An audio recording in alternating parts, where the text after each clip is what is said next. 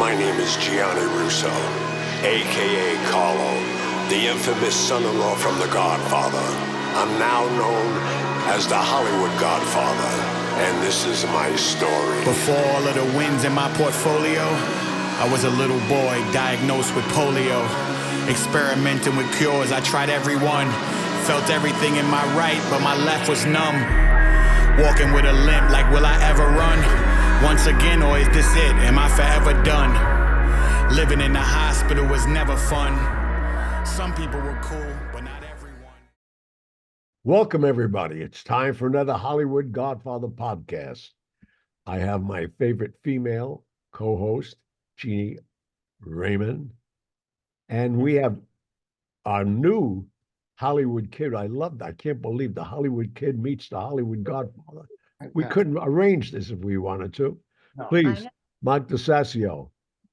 All right, guys. We got a great guest on the show, Gianni and Jeannie. We got a great guest. His name is Jim Proser. So on November 10th, 1940, the famous Copacabana nightclub opened its doors. At the helm of the iconic Copacabana was the king of nightclubs and top press agent, Monte Proser. His silent partner in this club was the powerful gangster Frank Costello. Patrons from all over the world visited the popular nightclub where the gorgeous Copa showgirls and the biggest names in showbiz would entertain thirsty audiences with song and dance numbers that would make most performers on Broadway envy. Eventually, Monty was muscled out of the Copacabana, but given jobs promoting and managing shows in Las Vegas during the 1950s by Frank Costello.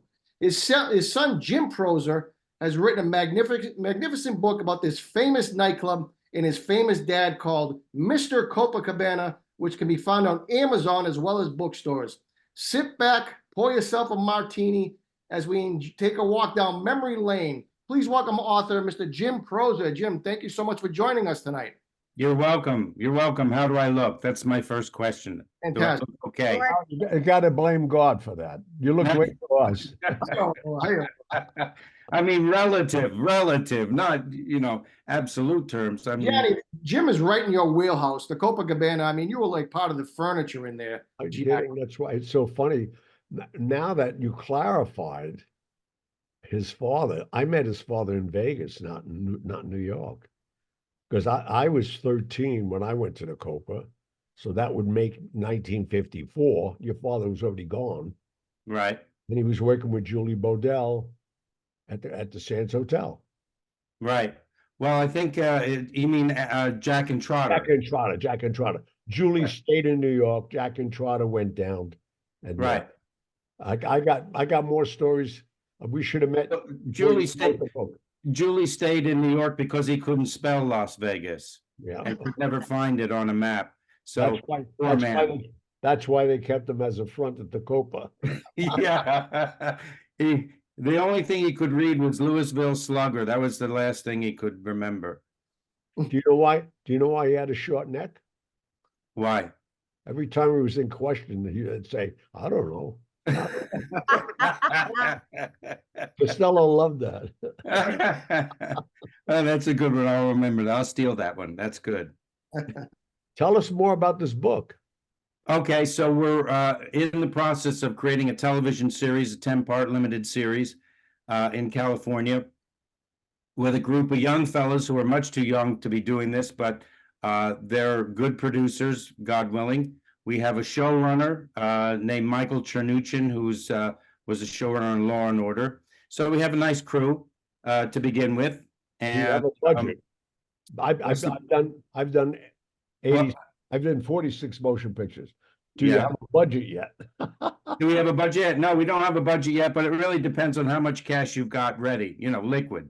Not me. I am not. No, oh, okay. I'm We're gonna retired. change the budget. We're gonna refigure things. So that's So, exciting. Okay, I'm sorry. Yeah. We do a lot of interrupting it, just so you know, Jim. Oh, that's good. That's good. It's not It you. feels like home. We had poor upbringing. Yeah. We're all alike. That's good. So that's where we are. We're looking right now for a home, a network, of streaming service. And we have the pilot, we have the Bible, we have everything we need. We're just going to go out and start selling very soon. Do you have an agency representing you? Well, CAA represents Michael Chernuchin, or no, Gertz represents Michael Chernuchin. So we're hopeful that they will be the leader on the effort. But we can't count on that. So we're it's all hands on deck. Well, I'm doing two right now. I'm doing in fact, I'm finishing one for Fox for Frank Costello, and those producers for your audience and all our audiences, they were the ones that did Get Gotti 3 hours, which is done very well. Yeah. And then I'm doing one in March on Sinatra. Wow. So Okay. if you need an introduction at Fox, I can do that because these guys, they come to my house and we shoot here actually. Okay, yeah. Well, I'll give the producers your information, and then they can get in touch, and I guess we'll work through your people and see if we can't get something going. Well, no, I mean if you need it, I'm not just saying it's available because I have an entree to them, and I'm doing 2 different projects right now with them. Yeah, that sounds fun. It sounds good to me. Yeah. Try me with a good time, right? Well, Right. Yeah. So, So, Jim, Jim, Right. your father, tell us a little bit about your father. Start out. My father's essential characteristic was optimism. He was a good time guy. He loved the business. He loved performers. He loved the intimate entertainment of cabaret. That was his real strong suit. He also produced on Broadway, and he was an early publicist for the United Artists in Hollywood. So he was in show business since he was quite a young man. And Rose, actually, the Copa was the peak of his career, where he essentially was the kingmaker of show business for many years. If you played the Copa, you were made as a performer, and he brought back many vaudeville performers who were not ready for television, but he gave them a shot at the Copa, like Jimmy Durante, Sophie Tucker, and Sammy Davis Jr., who was part of the Will Maston trio. A lot of people who were marginal, he discovered them or rediscovered them and brought them back to prominence. And then the studios and the television producers came on and found essentially the Copa was the well from which Hollywood drew their talent. yeah, And New York was the master of it. I'm sorry? That was it. 460th Street between Park and Lex. Yeah, 10 East 60. Well, they changed the doorway. Don't tell me. I know this. I know better than you, Okay. pal. I'm They sure changed the doorway. When, It's a fascinating. You were in the back way, no, John. no, they moved it. They moved it down 2 doors. Seriously, that was true. They did. Yeah, okay, all right.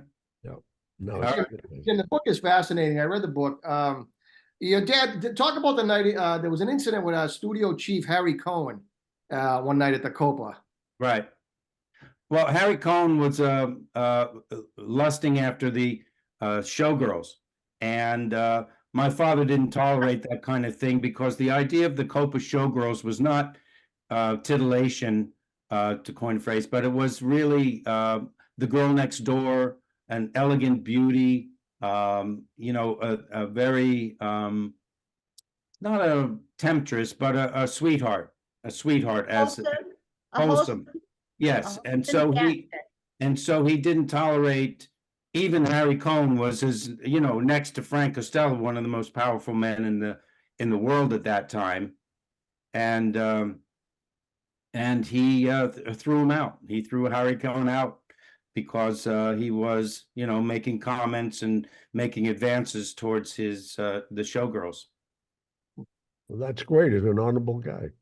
Yeah, he was an honorable He guy. was way ahead of his time, because I don't think of Vegas and showgirls as well. I'm not saying they're not wholesome, but to think that they're not, they have a Promiscuous. sex appeal, Yeah. So Well, would be very later on in Vegas, most people don't know, like the Folies Bergère, Lido di Paris, they all had what they called, they gave the compliment, the Copa line. They all wanted a Yeah. Copa line because Yeah, yeah, people expected that to open the show.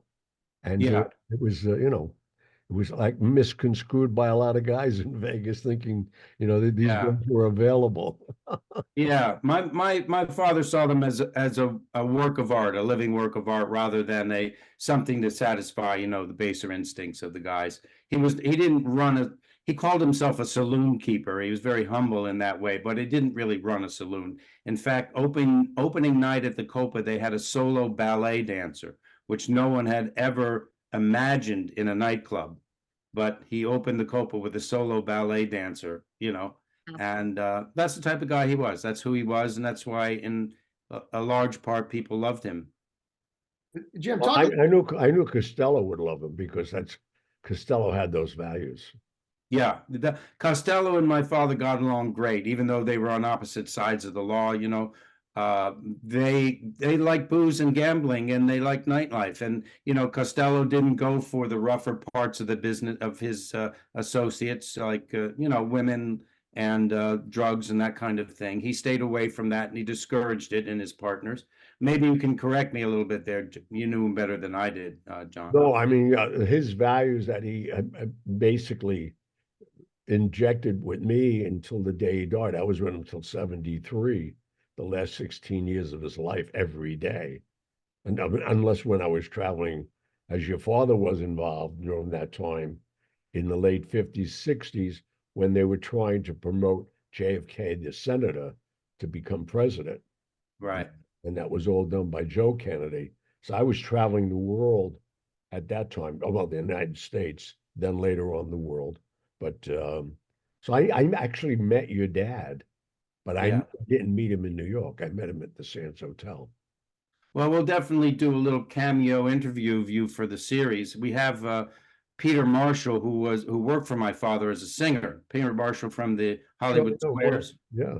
Yeah, yeah. He worked for my father in Las Vegas as a singer, and had very fond things to say of my father. But we need people like yourself who actually met Monty and knew him a little bit to give a comment. So you could be a consultant and a little cameo appearance. So you better get it going fast because there's only a few of us left I alive. know, I know. Tell me about it. Tell me about it. Yeah. Johnny, I love that we'd never breach a subject that you don't know someone.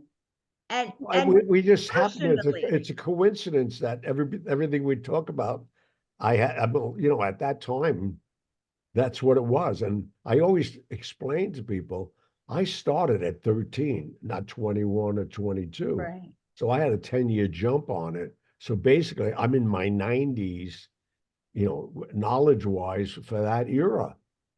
right. You know all those people that are past. Yeah, So Jim, as a, when the Copa opened, I was not even born. I was born in 43. Wow. so Jim, as a kid, what do you remember your dad doing? Do you remember? Did you ever go over? Did Dad take you to work? Well, yeah, at the age of 10, because I have four brothers, or one passed, we had five boys. I had four brothers. I was the only one that came out looking like my mother. My mother, who is Jane Ball, is a very peaches and cream, young Irish Catholic beauty who was a dancer at the Copa, and my father met her. And my father was a Semitic Jewish man. My brothers all looked like my father, and I looked like my mother, so I became his favorite. So he took me on a tour of New York, where he had an office in the Brill Building. Then we went to Las Vegas, where he was producing the show Flower Drum Song at the Tropicana Hotel at that time, or no, rather the Thunderbird at that time. And then he took me to Los Angeles, where I met a whole bevy of his friends and famous people and actors, none of whom I knew or recognized, but it was a wonderful trip. And so to that extent, yes. And he would always get phone calls at home. One time, Howard Hughes called the house, and a friend of mine who was looking after my father said, Monty doesn't want to be disturbed right now. and That's he hung up on him. He hung up on Howard Hughes. let me ask you a question just for our audience and ourselves. What year are you talking about? I don't know your age by looking at you. So when Uh, we did this tour, yeah, how old were you? I was 10 and it was 1963. Oh, okay. All right. So I saw the Liston Floyd Patterson prize fight at the front row with the mayor, with the governor of Nevada, and that fight lasted 14 seconds. I was And at that fight. you remember that fight? Yeah, Doc, I'll tell you who the doctor was. Elias Ghanem was the ring MD at the time. Yeah, and it was Floyd Patterson came out and threw one punch and missed him by a good 4 or 5 inches, and Sonny fell down, and Yeah, that fight yeah. was over. So Sonny ended up, as we say in the desert, many years later, and he was not a happy story for Sonny. No. I remember him training at the hotel. And I was very, very impressed with his training routine where he would lay flat on the stage while his manager would raise a medicine ball, which is about a 40-pound leather ball, over his head and throw it down on his stomach at his full, and he's a muscular man, at full force. And Sonny would just lift it off his stomach, give it back to him. They did this 10 or 15 times till his manager was worn out. I thought that was impressive. Oh, yeah. That Yeah. was to protect them against kidney shots. Yeah. That's what that was about, seriously. I Yeah, watched, yeah, I watched a lot of boxers train, fortunately. yeah. So it was a fun childhood. My father came home. We were raised in Bucks County, Pennsylvania. We had a farm there, a gentleman's farm, and so he would come home from New York or Los Angeles or Las Vegas on the weekends, and first thing he would do is walk in the door. He would hand out whatever cash he had in his pocket to the There was kids. a lot of it. Yeah. That was his first act. And then he always had a gift for my mother. And so we had a nice childhood. I mean, you read the book, it wasn't all roses, of course, but he was a wonderful man and very fun loving. He loved to Plug have a the good book time. again so our audience could go out and buy it. It's called Mr. Copacabana. It's available on Amazon, Barnes and Noble. You can buy it direct from me at jimproser.com. And it's widely available, so it'll be widely publicized once we get the television series up and running. And Guys, it's a a lot more fascinating book. So I mean, John, you would love it. All the stories in there. Is it self-published? It is self-published, yes. Okay. It is self-published. And but I've done, I built my career as a writer. I have 6 books now, on starting with a self-published book that was picked up by a major publisher. So I'm assuming this will follow suit once there's a television series behind it. A major publisher will pick it up. Great. We wish you luck. Well, we can help you. We have a vast audience of readers, fortunately. Well, Oh, great. Yeah. The Hollywood Godfather basically is the title of our best-selling book still for 5 years. Nice. So Nice.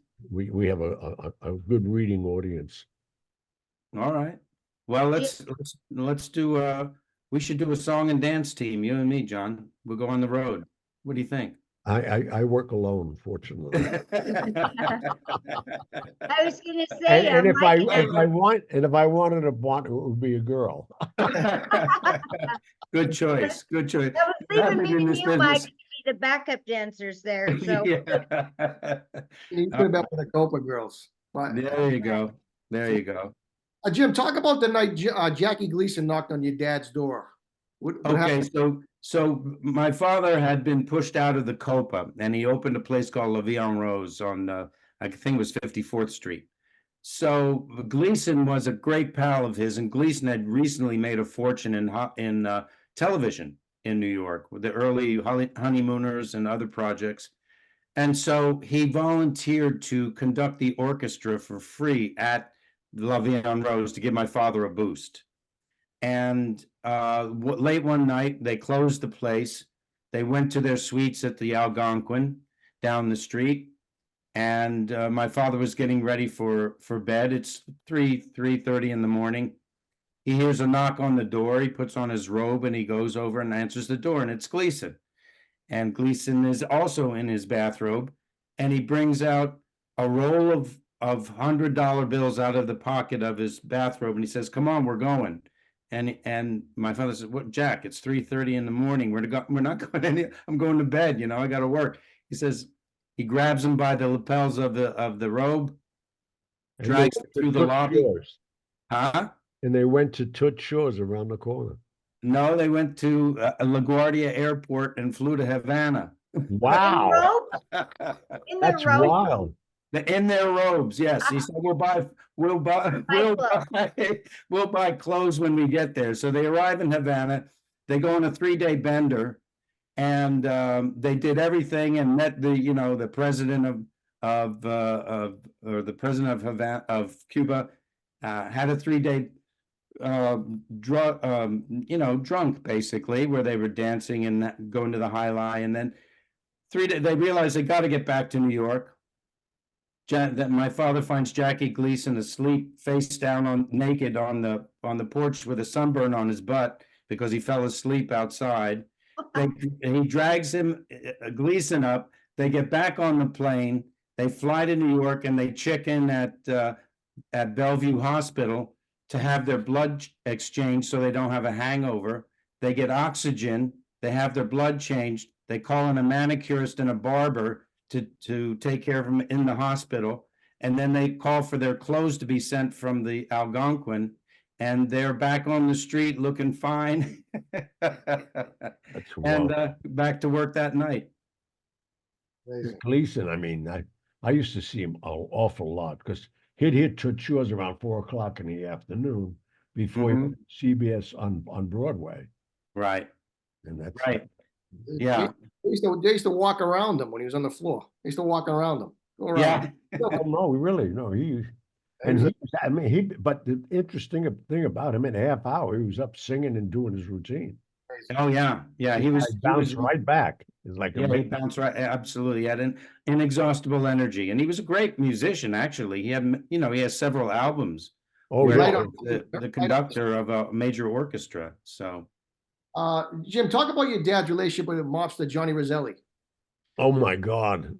Johnny was the fella's boy in Las Vegas, and he took care of things in Las Vegas, and my father was handed off to him basically when my father went to work for Costello at the Tropicana. My father was the entertainment director. The Tropicana was the first hotel on the Strip. And my father put together Tropicana Holiday, which was the show. It did very well, and one of the directors. Was that in the 50s?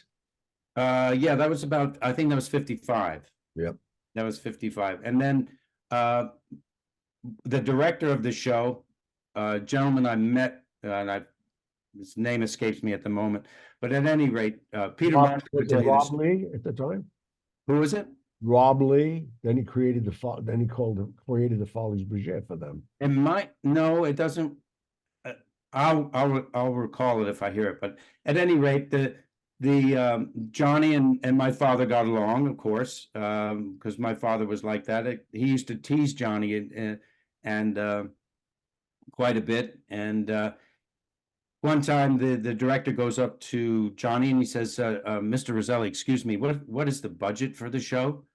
And Roselli says, "There ain't no fucking budget, kid. Just make sure it's a good show." Oh yeah. Well, Joe Kennedy was still partners with them yet. Oh, is that right? Yeah. Okay. Joe Kennedy and Costello opened that because I put a club in there in the 70s in the Trop called Tiffany's, and I had Elvis open it for me. Oh my God. Yeah. Good job. Yeah. Well, my father had a big success there at the Tropicana, and he made quite a go of it. He made quite a go of it in Las Vegas and was there for years. What, are you showing us your mug? My Elvis coffee that I got. Oh, your Elvis coffee. Okay, very good. I never got one of those. I'll get Yeah. you one, Gianni. I'll get you one. No, please. No, please, please. I want to be the one to get Gianni Russo something he doesn't already have. There you go. Well, I think the story alone, because and I can understand. We're watching. I'm sure, Mike, you know that too, and you made a history of nostalgia Hollywood. There's such an interest now of those days. I think the kids, even my kids and my grandchildren, they want to know more about that. It You was know, more it's exciting, I think. funny you mention that, Gianni, because now the kids get on TikTok, and my kids are 18 and 14, and they say, "Daddy," they start singing "My Way." Who told you? Who told you? Where'd you get the Sinatra from? Oh, TikTok. They get everything from TikTok. It's amazing. No, I love it. It's funny because Amazing. But it keeps this genre alive, the old yeah. Hollywood days. Like I tell Gianni all the time, Jeannie, everything was my opinion. The scandals were better. You know what I mean? Yeah. They were just Yeah, more yeah. sexier. You know what I mean?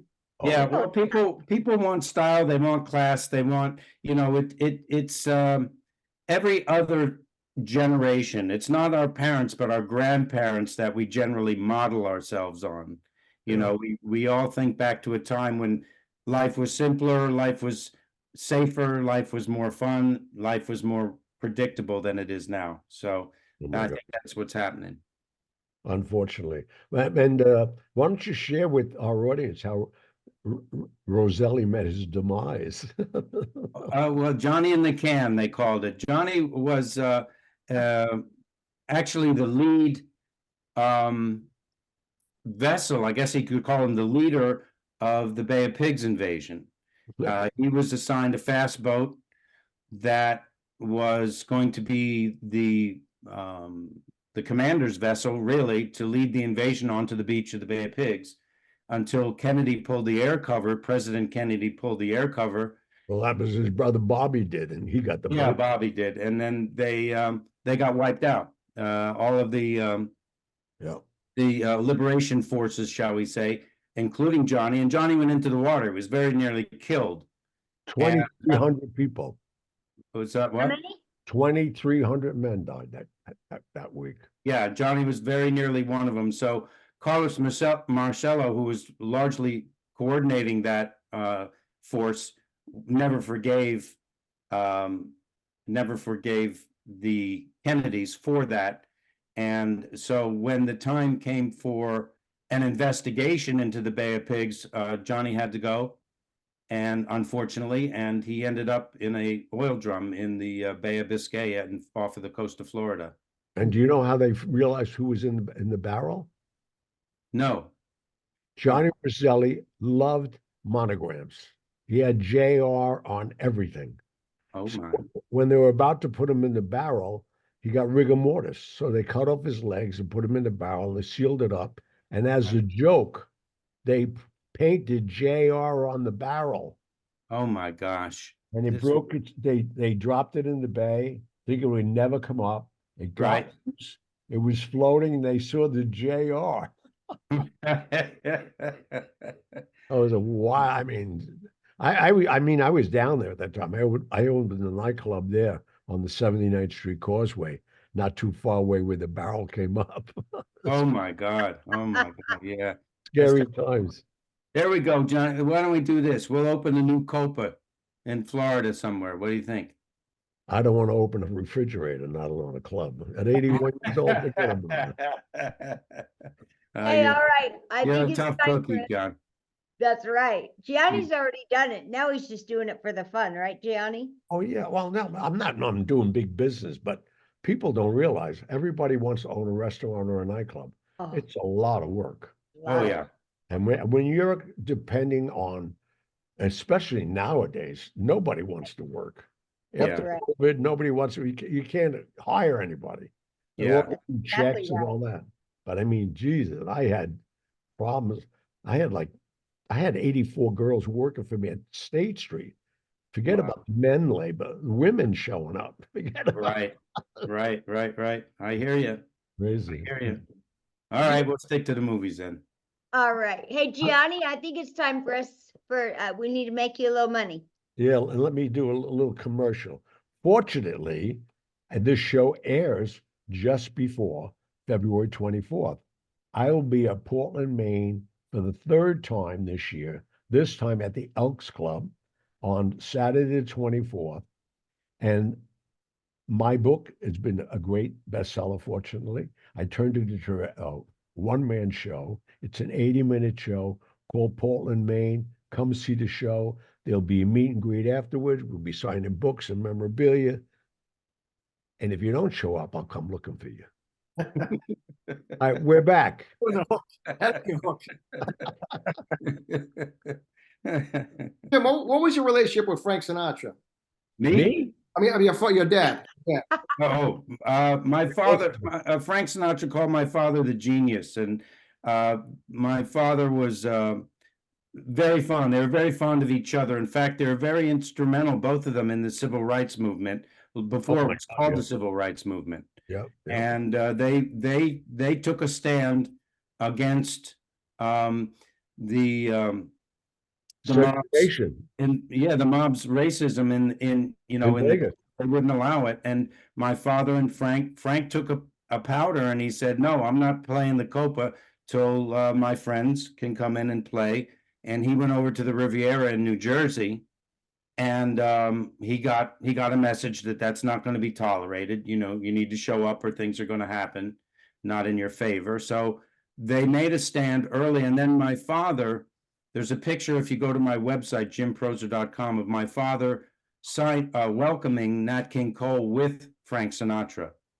And he signed the first contract for a black entertainer to headline at a major downtown or white nightclub. So he's really an unsung hero of the civil rights movement, as was Frank Sinatra. And they got along great. They were, my father called Frank a stand-up guy, which he was. No, he wasn't. And he took a lot of chances, and he helped a lot of people, and including Sammy Davis, and the list goes on and on. But my father was right there with him. And well, what you're talking about with Sammy, when they were working when they were about to work the Copa at the Sands, Sammy had to stay downtown. They wouldn't let the black in the hotel. That's right. She said, we're not going on. It went on until Lena Horne made her stand and broke the color barriers. He said she was headlining and they couldn't afford for her not to go on. So she said, my friends can come, or I'm not coming. I'm not showing up. And she made it happen. Yeah. Well, I attribute it more to Sinatra. He had a bigger voice than Lena Horne at that time, because he was doing it throughout the United States, not just in one nightclub or one showroom. Right. Yeah, it was definitely an effort of a lot of people, but Frank led the way with my father and other people who were. He had the juice. Yeah. Yeah, we talked the last show, Gianni, about Sammy Davis. There was an incident, Jim, at when Sammy was performing one night, and there was a big brawl, at the Copa, a lot of famous people. His father left already. That was the New York Yankees. His father was already in Vegas. Oh, he was gone. Oh, your father was gone by then. Yeah, my father was. Yeah, that was in New York. Billy Martin and Mickey Mantle got into a fight that made history. Amazing. I was standing. You know where the kitchen door. You remember? I used to come through the kitchen door all the time. I was standing there watching Sammy Davis while these bowling league from Brooklyn was celebrating their win. They were heckling Sammy. Yeah. And Billy Martin went over and said, guys, calm down, please. Because they weren't being very nice with their choice of identifying Sammy. Yeah. Use your own, and they wrecked the Copa. Yeah. Destroyed the Copa and these guys. They all got arrested. Yeah. Paulo already went home. I met him that morning, 11 o'clock, where I did every day at the Waldorf once you cross town. Right. And he had everything. Police commissioner came to the Waldorf.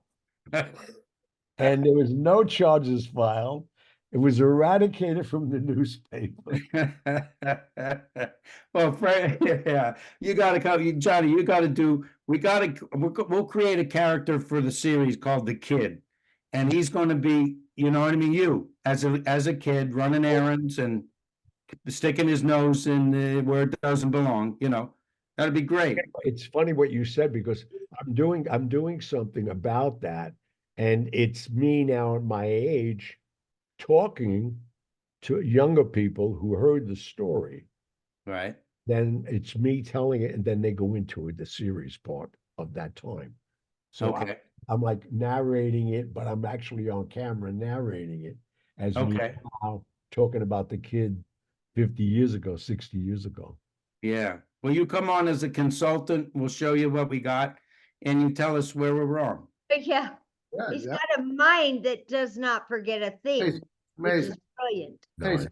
it's crazy. Yeah, I want to talk about a little bit about Jules Podell because he wasn't really a nice guy. There was a big power struggle between him and your dad. There was a deciding vote. Talk about a little bit about that. You talked about it in the book. Yeah. Well, my father had the mistaken idea that he had a vote. And that was his downfall. But actually, he had just reached the end of his line with Podell. Podell had been finagling since the beginning, trying to usurp my father's power in the club. He was trying, it was a race to hire more waiters, the ones that were loyal to Podell and ones that were loyal to my father. And then when my father was off on other business doing shows, Podell would take over booking the talent and strong arm the agents into his choices. And so it became a real contentious thing. They actually, my father hit him and broke his thumb. And that usually put you in the river, but Costello talked them out of it. And Podell, eventually, after 9 years of this nonsense, my father had enough, and he called for a vote, and it was Joe Adonis, Julie Podell, Jack and Trotter, and my father, I think one other person maybe, and the deciding vote was Jack and Trotter, and my father was confident that they would carry the day, and unfortunately, Jack got the message, got the memo from the fellas, and he voted Monte out.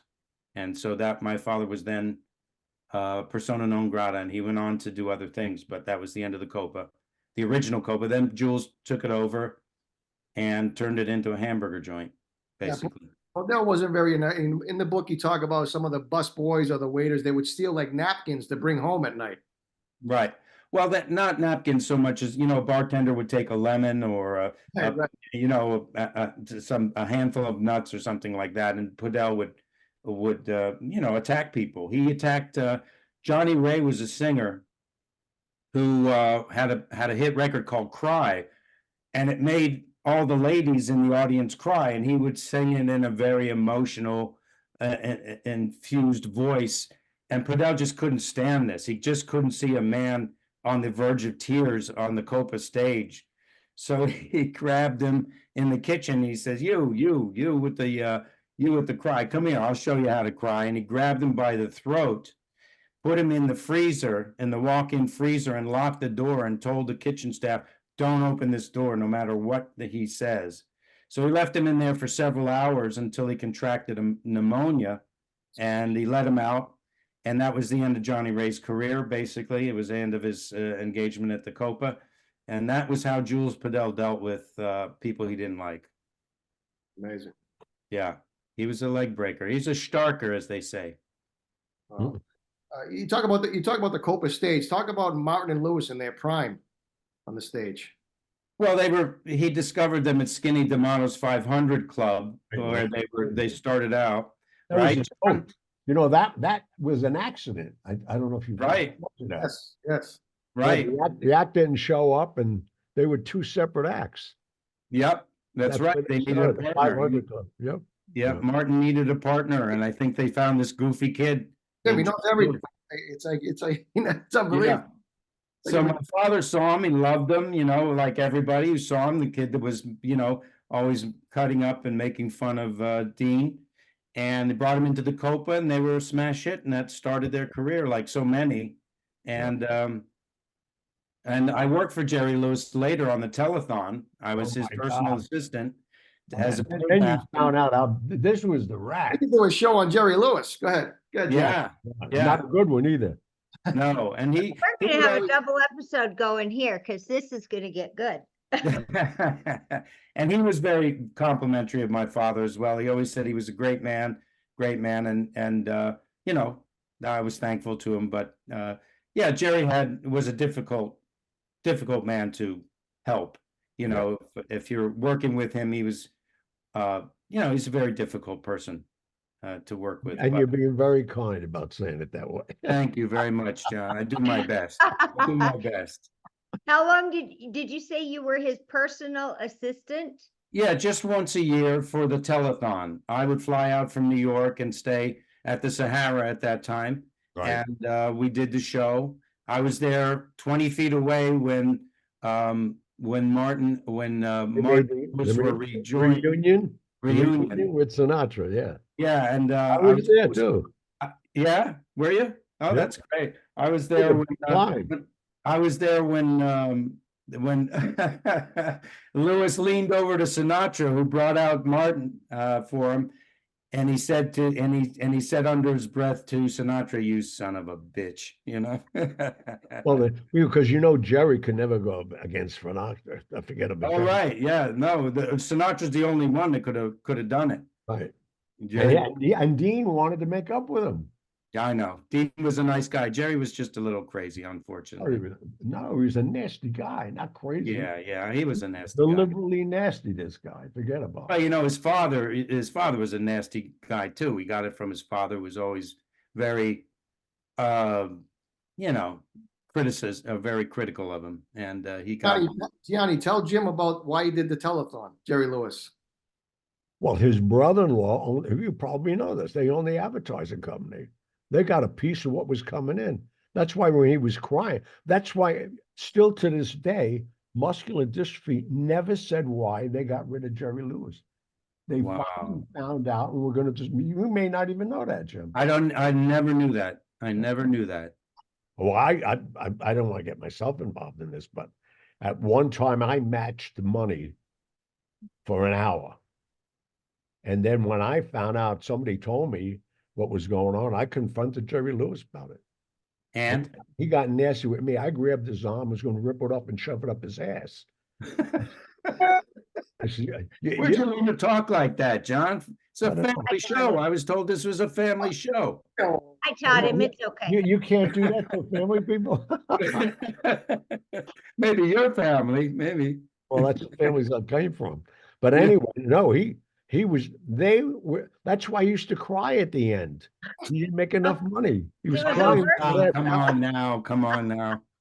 No, they got a piece of it. They got They 50. got a piece of everything that came in, you're telling me? Yes, Oh my God.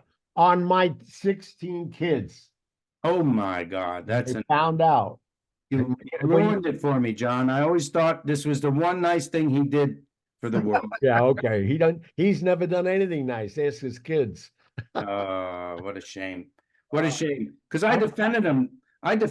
There was a producer that came to me when, 20, 30 years ago. He said, you're behind the scenes at the telethon. Give me all the nasty stuff on Jerry. And I said, no, I have nothing bad to say about him.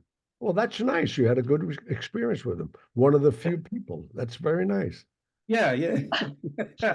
I was a kid. What did I know? I got coffee. But how bad could it get? Oh no, Yeah, and he was were you Jerry Lewis. I mean, Hey, guy, big movies. There was. yeah. He was a genius. He was a Were you genius. with him to the end, to his last telethon? I'm sorry, Jeannie. What? Were you his personal assistant until the very end? No. No. I stopped going. Volunteering for the telethon. I just couldn't take it. I couldn't help him because he was so erratic that I always was left standing in a hallway holding something that he had ordered and had forgotten about. And so I just felt like I don't need this, and I'm going to be in the way soon because I'm not helping. So I stopped. Jeannie, do you know how I know he wasn't the assistant? How? He's a He man? would have remembered me when I grabbed him by the neck Yeah, if somebody was there saving a life. backstage. Where was that? Where was that, Johnny? That's when they moved to Caesars at the end. Remember Oh, yeah, yeah. After the Sahara. Yeah. they moved Okay. to Caesars, and I just donated $64,000. I matched 1 hour in the middle of the night, and I Yeah. was bringing them the cash. Wow. And somebody told me, "Are you a fool? Don't you know what's going on here?" Who And told you that? I can't tell you that guy, but anyway, I Yeah. think I know who you're talking about. He was the guy, he was the fixer at Caesars, right? exactly. I know who you're talking about. But Nice anyway, man. oh yeah, he had a wing arm. Yep. Hello. We got to talk in private. Him and I got along so many years. Then Sinatra, put him up until he died at the Bella Yeah. Vista Hotel. Yeah. Yeah. No, that guy was Wow. a legend. That man was a Yes. legend. No, but he was Yes. the one that clued me. He said, "Are Yeah. you crazy? What are you doing with that money?" Because he saw me on the split screen, how you do that stuff. You're not talking about Harvey Rothman, are you? No, no, no. Okay. Above him. Yeah, way above Okay. him. I know who you're talking about. Yeah. Okay. But anyway, Yeah. Anyway. So Anyway. do tell us the name of your book again in case someone missed it. It's Mr. Mr. Copa? Mr. Copacabana. Copacabana. I'll Okay. tell you a funny story quickly about a fella named I don't I know don't where know. You Resnick. wouldn't know. I I'm sorry. Maybe. I guess you know everybody. Detroit, a top basketball player that became Yeah, that's right. at That's right. Caesar's Palace. Whatever. I Yeah. know where's Right. Resnick. So Well, anyway, I'm interviewing people for the book, right? And I go to see Mrs. Resnick, his widow, I and I know her say, well. yeah, she's very kind to me, very nice Nice lady. lady, yeah. And and I said, how was it in Vegas in those days? She said it was great. It was great. Nobody ever got killed who wasn't supposed to. Oh Not yeah. a girl. Yeah. And they didn't do it in Vegas. They take you out. No. Well, No. if you were small potatoes, they did. They put you out in the desert with Sonny Liston. Those barrels are popping up, Yeah. Yeah. Meet. Jim, what was the final meeting between your dad and Frank Costello? Well, it's at his my father retired basically to Bucks County where my brothers and I and my mother where my brothers and I grew up. And he had a little nightclub, a little restaurant nightclub called La Bonne Auberge, or the Little Club, it was first called, Monty's Little Club, in a town called New Hope, Pennsylvania, which is a picturesque little artist community. And so I was there working as a busboy for my father, trying to get the place going. And a big black limousine shows up in the parking lot. A man in a livery, gray livery driver, comes into the restaurant and says, "May I speak to Mr. Proser, please?" So I lead him into my father. And my father takes one look at him, looks out the window, sees the limousine, say no more, gets up, goes out, and has a conversation with Mr. Costello. He comes back and he tells me about the conversation, basically, because I knew at that point what was going on. I was in, I guess, my late teens and had an idea of who Costello was and what was going on. And basically, they were just kibitzing as old timers, friends. They had become friends after all these years of, being on opposite sides of things. And Costello took care of my father as well when he was down and out, as happens in show business. A shoebox full of 50s would show up, and that took care of us, and a lot more. And then that particular time, my father said, "Hey, we just talked about old times," and he was upset about off-track betting because they used to make a lot of money Oh, from the bookies, and off-track betting put him out of business. And so the government had taken over their business, the booze and the betting, and so basically there wasn't much left for them. And that was the end. That was their last meeting. well, what Costello did in the 30s with Joe Kennedy, he Right. amassed $40 million. The building this is Costello's. We didn't tell you this. I'm in Frank Costello's apartment right now on 61st Street. Oh, really? He Wow. left right here. I mean, you got to come and see the stuff. Yeah, I love to. I walked in here when I was 13. I'm still here. I'm 81. Love that rent control, huh, John? Oh, no, I don't pay any rent. I got 6 apartments. I live in 2 and I rent out 4. I'm making money. Johnny's smart. He's always making money. Oh, that's good, man. That's good for you. Good. Maybe you could teach me something.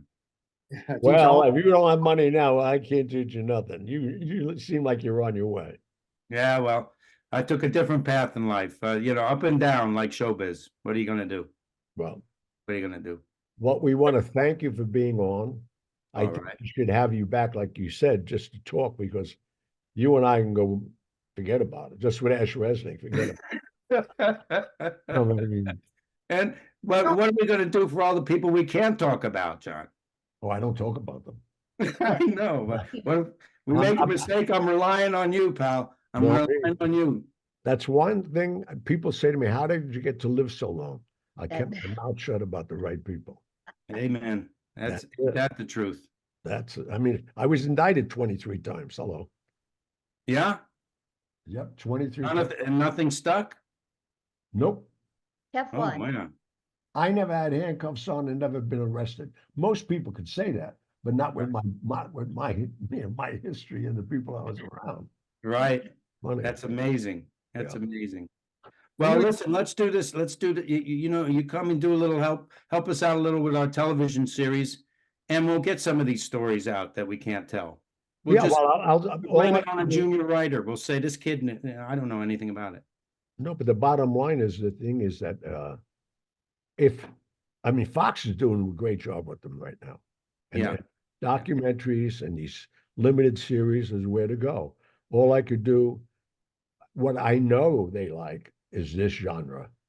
Okay. This genre sells. So All right. that's Well, all. I'm going to contact you through Mike. I've got Mike's contact Make it information. great. I knew you guys hit it off. I knew that right off the bat. I knew it. Yeah. We got to thank you for Jim being on the show Yeah. Yeah. and Absolutely. bringing us down memory lane. Well, It's always so fun. the Go ahead. Copa will rise again. The Copa, we're going to make the Copa.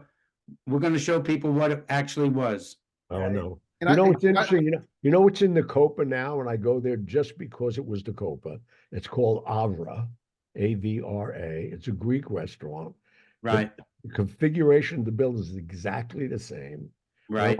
When I get there, I sit in the same booth. I wasn't allowed to sit at the time. It was Costello's booth. He had a Right. bathroom put on the back, so you just walked there. Didn't have to go downstairs. And I Yeah. just go there and reminisce, man. It's like, All right. Well, it's a all great right. place. We'll have lunch on you, John. You're making so much money. It'd be my pleasure. Hang on. All right. There's a ton of, just for our listening audience out there and our viewing audience, there's so many stories like this in the book, guys. So run out and get it. It's called Mr. Copacabana. Get it on Amazon, jimproser.com. Fascinating book, guys, from top to bottom. I didn't put it down, Jim. So you should Thank be you. very proud of yourself. Great book, and we'll see you on here again. Yeah. Thank you. Thank you, guys. Jeannie, nice to meet you. I appreciate Very your nice to meet you. I'll be looking for that book right away, and my mother's an avid reader, so I'll be getting one for her as well. All right. Well, send it to me. I'll sign it for her if you like. And, I it'll would be, love that. yeah, no problem at all. Your And- address from For Mike. Mike. Yeah. You send it to me. All right. Well, thank All you right. so much Thank to you, our Jim. audience, to the lady, Jeannie. Thank you. Good Mike, night, thank you. everyone. Thank you so much. Yeah. We'll all see you next week. You Remember, betcha. we drop your a new family, tell your show every Wednesday. Tell your family, tell your friends, tell your enemies every Wednesday. Everybody. Subscribe on YouTube. Subscribe. Tell you, yeah, we're trying to get this show really rolling right now. So we're having a lot of fun, and we got Johnny and Jeannie, and we're rolling. So thank you for coming on, Jim. All right. You're welcome. Thank you, guys. Thank you. Ciao. All right. Good Bye-bye. night.